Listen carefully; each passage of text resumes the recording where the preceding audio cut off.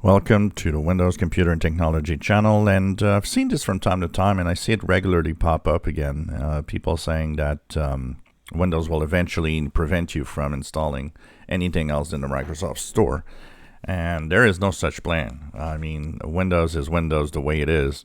If you download a 32-bit, 64-bit app that is compatible, you don't have to use the Microsoft Store, and that will not change.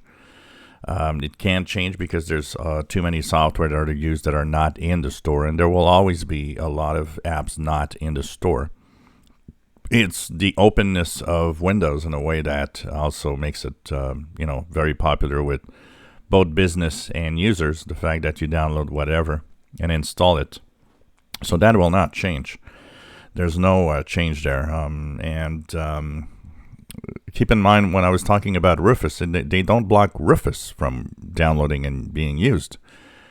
Within your Rufus, you have a possibility to have the image download from the app itself. For some, that is blocked, and apparently it's intentional by Microsoft. But for the rest, it doesn't block Rufus, and they won't block Rufus. It's a tool like anything else to create a USB thumb drive. And there's the ability to download from the internet any app that you want and install it and use it. That will not change. That will always be there. And it will always be there because it is really, really an integral part of Windows.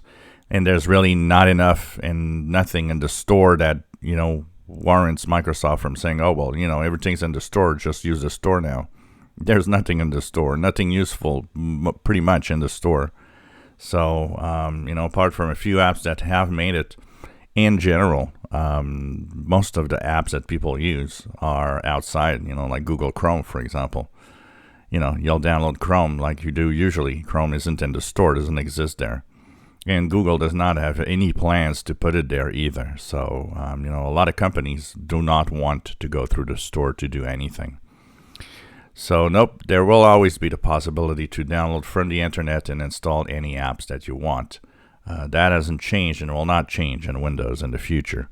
I've seen, there's a lot of whatever on YouTube and on the internet with some guys that pretend to know what they're doing and just give all sorts of false information and or fake news about Windows, about PCs and so on. It's kind of interesting to see all the nonsense that is posted, and there's a lot of the top tech channels that also post nonsense, a lot of it. So be careful who you get your news and your trusted information from, because it's not all equal out there. If you enjoy my videos, please subscribe, give us thumbs up. Thank you for watching.